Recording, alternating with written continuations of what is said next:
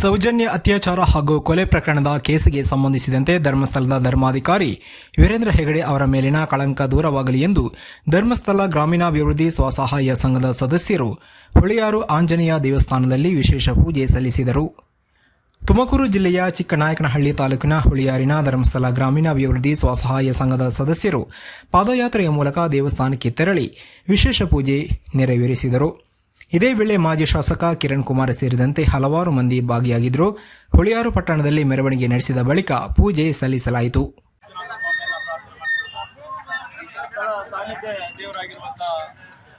ಆಂಜನೇಯ ಸ್ವಾಮಿಯನ್ನು ಕೂಡ ಪ್ರಾರ್ಥನೆ ಮಾಡಿಕೊಂಡು ನಮ್ಮೆಲ್ಲರ ಮಾರ್ಗದರ್ಶಕರು ಅನ್ನದಾತರು ಆಗಿರುವಂತಹ ಪೂಜ್ಯ ಡಾಕ್ಟರ್ ಡಿ ವೀರೇಂದ್ರ ಹೆಗ್ಗಡೆಯವರ ಆಶೀರ್ವಾದವನ್ನು ಈ ಸಂದರ್ಭದಲ್ಲಿ ಬೇಡಿಕೊಂಡು ವಿಶೇಷವಾಗಿ ಈ ದಿನ ನಾವು ಹುಳಿಯಾರು ಒಂದು ಹೋಬಳಿಯಲ್ಲಿ ಐತಿಹಾಸಿಕ ದೇವಸ್ಥಾನ ಆಂಜನೇಯ ಸ್ವಾಮಿ ದೇವಸ್ಥಾನದಲ್ಲಿ ಈ ಭಾಗದ ಭಕ್ತರಿಂದ ಒಂದು ವಿಶೇಷ ಪೂಜಾ ಕಾರ್ಯಕ್ರಮವನ್ನು ಹಮ್ಮಿಕೊಂಡಿದ್ದೇವೆ.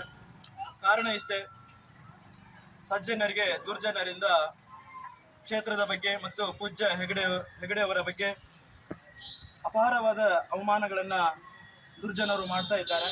ಅದರ ಒಂದು ವಿಮೋಚನೆಗಾಗಿ ಇವತ್ತು ಒಂದು ಈ ವಿಶೇಷ ಪೂಜೆ ಕಾರ್ಯಕ್ರಮವನ್ನು ಈ ಒಂದು ಹುಳಿಯಾರು ದೇವಸ್ಥಾನದಲ್ಲಿ ನಾವು ಹಮ್ಮಿಕೊಂಡಿದ್ದೇವೆ.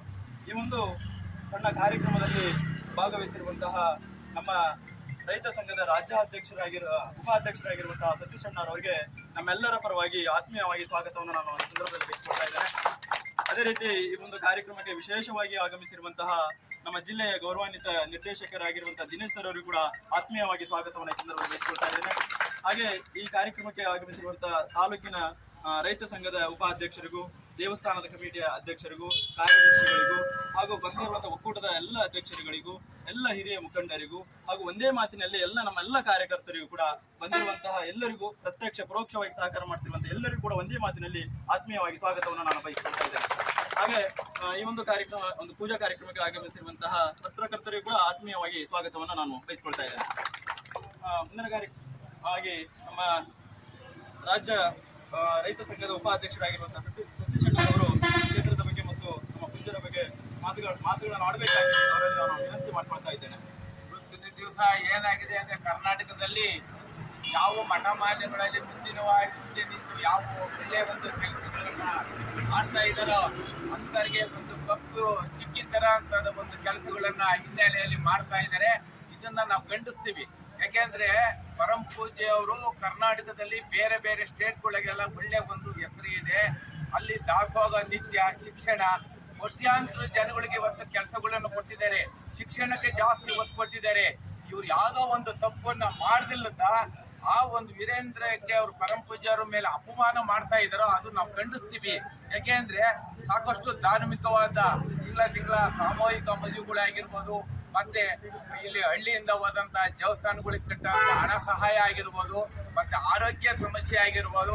ಯಾರು ನನ್ನಲ್ಲಿ ಇವತ್ತು ನನಗೆ ಮೈಯಲ್ಲಿ ಹುಷಾರಿಲ್ಲ ಅಂತಂದು ಹೋದಾಗ ಪರಂ ಪೂಜ್ಯರನ್ನ ಬೇಡ್ಕೊಂಡಾಗ ಅವರಿಗೆ ಒಂದು ಹಾಸ್ಪಿಟ್ಲಿಗೆ ಹೋಗುವಂತ ಒಂದು ಖರ್ಚುಗಳನ್ನ ಆಗಿರ್ಬೋದು, ಮಕ್ಕಳಿಗೆ ಎಜುಕೇಶನ್ ಆಗಿರ್ಬೋದು, ಮಹಿಳೆಯರಿಗೆ ಒಂದು ಸ್ವತಂತ್ರವಾಗಿ ಇವತ್ತು ಬದುಕಕ್ಕೆ ಒಂದು ದಾರಿಗಳನ್ನ ಇವತ್ತು ಸಾಕಷ್ಟು ಸಂಘ ಸಂಸ್ಥೆಗಳು ಇವತ್ತು ಆಂಧ್ರ, ತಮಿಳುನಾಡಲ್ಲಿ ಇದೆ ಅನ್ನೋ ಗೊತ್ತಿಲ್ಲ, ಅವ್ರು ಕೇಳ್ತಾ ಇದ್ದಾರೆ, ನಮಗೆ ನಿಮ್ಮ ಸಂಸ್ಥೆ ಇಲ್ಲಿ ದುಡ್ಡಾಕಿ ಇವತ್ತು ಒಂದು ಮಹಿಳೆಯರಿಗೆ ಒಂದು ಉದ್ಯೋಗಗಳನ್ನ ಕೊಡ್ರಿ ಅಂತ ಹೇಳಿ ಇವತ್ತು ಪರಂ ಪೂಜ್ಯಗಳನ್ನ ಕೇಳ್ತಾ ಇದ್ದಾರೆ. ಹಂಗಾಗಿ ಇದೇನು ಇಲ್ಲದ ಸಲ್ಲದಗಳನ್ನ ಸುಮ್ಮನೆ ಆರೋಪಗಳನ್ನ ಖಂಡಿಸ್ತಾರೆ ಜನ. ಅದು ತಪ್ಪು, ಅದು ಬಿಡಬೇಕು. ಇವತ್ತೇನು ಹುಳಿಯಾರಲ್ಲಿ ಬಂದು ಆಂಜನೇಯ ಸ್ವಾಮಿ ದೇವಸ್ಥಾನ ಪೂಜೆ ಮಾಡಿ ಅವ್ರಿಗೆ ಆ ಪರಮಾತ್ಮ ಒಳ್ಳೆ ಬುದ್ಧಿ ಕೊಡ್ಲಪ್ಪ. ಯಾಕೆ ಅಂದ್ರೆ ಕರ್ನಾಟಕದಲ್ಲಿ ಯಾವುದೋ ಒಂದು ಸಂಸ್ಥೆ ನಡೀತಾ ಇದೆ. ಇವತ್ತು ಧರ್ಮಸ್ಥಳ ಅಂದ್ರೆ ಇವತ್ತು ಒಂದು ಜಾತಿ ಸೀಮಿತವಾಗಿಲ್ಲ, ಎಲ್ಲ ಜಾತಿ ಜನಾಂಗನೂ ಸಹ ಅಲ್ಲಿ ಹೋಗಿ ನಾವು ದರ್ಶನ ಮಾಡ್ಕೊಂಡು ನಮ್ಮ ಕೈಲಾಗ್ಕೊಟ್ಟು ನಮಗೆ ಮತ್ತೆ ಹಳ್ಳಿಗಳಿಗೆ ಏನಾದ್ರು ಕೈಲಾಗಬೇಕು ಅಂದ್ರೆ ಕೊಟ್ಟು ಒಂದು ಕೆಲಸಗಳನ್ನ ಪರಂ ಪೂಜ್ಯರು ಮಾಡ್ತಾ ಇದ್ದಾರೆ. ಹಂಗಾಗಿ ಇವತ್ತು ಮಠ ಮಾನ್ಯಗಳು ಮೊನ್ನೆ ಹೇಳಿವು, ಮುರುಘರಾಜೇಂದ್ರ ಮಠದ್ದು ಅಷ್ಟೇ ಉನ್ನತವಾಗಿ ಬೆಳೀತಾ ಇತ್ತು. ಆ ಮಠನ್ನು ಒಂದು ಕೆಳಬೇಕಂದು ತಪ್ಪು ಕೇಸ್ಗಳನ್ನು ಹಾಕಿ ಇದನ್ನ ದಾರಿ ತಪ್ಪಿ ಜನಗಳಿಗೆ ಕೆಟ್ಟ ಮೆಸೇಜ್ ಕೊಡುವಂಥದ್ದು ಒಂದು ಕೆಲಸಗಳನ್ನು ಇವತ್ತು ಕಾಣದೇ ಇರೋಂಥದ್ದು ಇವತ್ತು ಈ ಒಂದು ಕೆಲಸಗಳನ್ನು ಕರ್ನಾಟಕದಲ್ಲಿ ಮಾಡ್ತಾ ಇದ್ದಾರೆ. ಇದನ್ನ ನಾವು ಖಂಡಿಸ್ತೀವಿ. ಯಾವತ್ತು ಪರಂ ಪೂಜ್ಯ ಅವರಿಗೆ ಇವತ್ತು ಒಳ್ಳೆಯದಾಗ್ಲಿ. ಇವತ್ತು ಅವರು ಹೇಳಿದ್ದಾರೆ, ಮೊನ್ನೆ ನಾವು ಟಿವಿ ಮಾಧ್ಯಮದಲ್ಲಿ ನೋಡಿದಾಗ ಈಗ 10 ವರ್ಷ ಶಿಕ್ಷೆ ಆಯ್ತು, ಅದು ಹೊರಗೆ ಬಂದ್ಮೇಲೆ ಇದು CID ತನಿಖೆಗೆ ಹಾಕಿ ಅಂತ ಹೇಳಿದಾರಲ್ವಾ, ಅವರೇ ಹೇಳಿದ್ದಾರೆ. ಅದನ್ನ ಸರ್ಕಾರ ಮಾಡುತ್ತೆ. ಸುಮ್ಮನೆ ಇವತ್ತು ಯೂಟ್ಯೂಬ್ಗಳಲ್ಲಿ ಅವ್ರ ಬಗ್ಗೆ ಅಪಪ್ರಚಾರಗಳನ್ನ ಮಾಡೋದು ಸರಿಯಲ್ಲ. ಆ ಪರಮಾತ್ಮ ಅವ್ರಿಗೆ ಒಳ್ಳೆಯ ಒಂದು ಬುದ್ಧಿ ಕೊಡ್ಲಿ ಅಂತ ಹೇಳಿ ಇವತ್ತು ನಾವು ಕೇಳ್ಕೊಂಡು ಇವತ್ತೇನು ಸ್ವಾಮಿ ಆಂಜನೇಯ ಸ್ವಾಮಿ ದೇವಸ್ಥಾನಕ್ಕೆ ಒಳ್ಳೇದು ಮಾಡಿದೀವಿ. ಯಾವತ್ತೂ ಸಹ ಒಳ್ಳೆಯವರಿಗೆ ಒಳ್ಳೆಯದು ಹಾಗೆ ಆಗುತ್ತೆ. ನಿಧಾನ ಅಂದ್ರೆ ಅಷ್ಟೇ. ನಾವೆಲ್ಲರೂ ಸಹ ಕಾಯಿನನ ಇವತ್ತು ಪರಮ ಪೂಜ್ಯವರು ಇವತ್ತು ಒಳ್ಳೆಯ ಒಂದು ನಡೆ ನುಡಿಯಲ್ಲಿ ಹೋಗ್ತಾ ಇದ್ದಾರೆ. ನಾವು ಕಂಡಂಗೆ ಇವತ್ತು ಸುಮಾರು ನಮಗೆ 52 ವರ್ಷ ಇವಾಗ ಅಂತ ಎಲ್ಲೂ ಪತ್ರಿಕೆಗಳು ಬಂದಿಲ್ಲ. ಇವತ್ತು ಯಾವ ಮಠ ಮಾನ್ಯಗಳು ಮುಂದೆ ಬರ್ತಾವ ಅಂತ ಒಂದು ಕಲ್ಲೇಸಿಯ ಕೆಲಸಗಳನ್ನ ಇವತ್ತು ಕೆಟ್ಟ ಜನ ಮಾಡ್ತಾ ಇದ್ದಾರೆ. ಅದು ಆಗಬಾರ್ದು. ಇವತ್ತು ಪರಮಾತ್ಮ ಒಳ್ಳೆ ಬುದ್ಧಿ ಕೊಡ್ಲಿ ಅವ್ರಿಗೆ ಅಂತ ಹೇಳಿ ಕೇಳ್ತಾರೆ.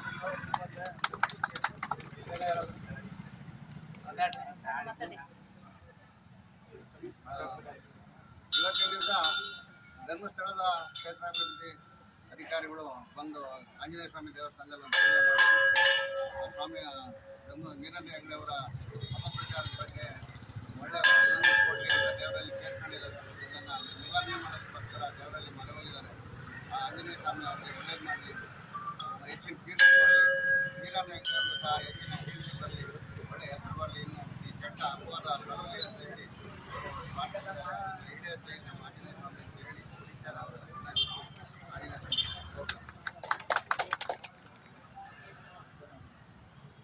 ಶ್ರೀ ಮಂಜುನಾಥ ಇರಬಹುದು.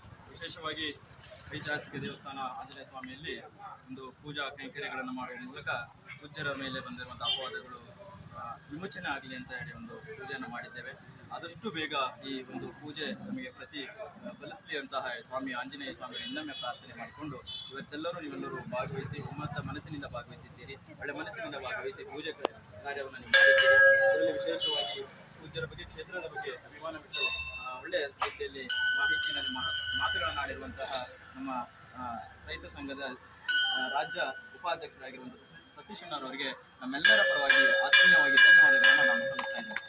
ಅದೇ ರೀತಿ ಈ ಒಂದು ಪೂಜಾ ಕಾರ್ಯಕ್ರಮದಲ್ಲಿ ಭಾಗವಹಿಸಿರುವಂತಹ ನಮ್ಮ ಜಿಲ್ಲೆಯ ಗೌರವಾನ್ವಿತ ಜಿಲ್ಲಾ ನಿರ್ದೇಶಕರಾಗಿರುವಂತಹ ದಿನೇಶ್ ಅವರು ಕೂಡ ಬಂದಿದ್ದಾರೆ. ಅವರ ಕೆಲಸ ಕಾರ್ಯಗಳನ್ನು ಬದಿಗೊತ್ತಿ ನಮ್ಮ ಒಂದು ಈ ಕಾರ್ಯಕ್ರಮದ ವಿಶೇಷವಾಗಿ ಭಾಗವಹಿಸಿ ಸಹಕಾರವನ್ನು ನೀಡಿದ್ದಾರೆ. ಅವ್ರಿಗೂ ವಿಶೇಷವಾಗಿ ಧನ್ಯವಾದಗಳನ್ನು ನಾವು ಸಲ್ಲಿಸ್ತಾ ಇದ್ದೇವೆ. ಅದೇ ರೀತಿ ಈ ದೇವಸ್ಥಾನದ ಕಮಿಟಿಯ ಮಾತಾಡಿದ್ದಾರೆ. ಅವರಿಗೂ ಕೂಡ ವಿಶೇಷವಾಗಿ ಧನ್ಯವಾದಗಳನ್ನು ನಾವು ಸಲ್ಲಿಸ್ತಾ ಇದ್ದೇವೆ. ಹಾಗೂ ಪೂಜಾ ಕಾರ್ಯಕ್ರಮದಲ್ಲಿ ಭಾಗವಹಿಸಿದಂತಹ ಎಲ್ಲ ಗಣ್ಯರಿಗೂ, ಒಕ್ಕೂಟದ ಅಧ್ಯಕ್ಷರುಗಳಿಗೂ, ಎಲ್ಲ ಗಣ್ಯ ಮಹನೀಯರಿಗೂ ಕೂಡ ಹಾಗೂ ನನ್ನೆಲ್ಲ ಆತ್ಮೀಯ ಕಾರ್ಯಕರ್ತರಿಗೂ ಒಂದೇ ಮಾತಿನಲ್ಲಿ ಧನ್ಯವಾದಗಳನ್ನು ನಾನು ಸಲ್ಲಿಸ್ತಾ ಇದ್ದೇನೆ. ಹಾಗೆ ಈ ಒಂದು ಪೂಜಾ ಕಾರ್ಯಕ್ರಮಕ್ಕೆ ಎಲ್ಲರಿಗೂ ಇನ್ನೊಮ್ಮೆ ಧನ್ಯವಾದಗಳನ್ನು ಮತ್ತು ಪತ್ರಕರ್ತರಿಗೂ ಕೂಡ ಧನ್ಯವಾದಗಳನ್ನು ಸಲ್ಲಿಸ್ತಾ ಇದ್ದೇನೆ.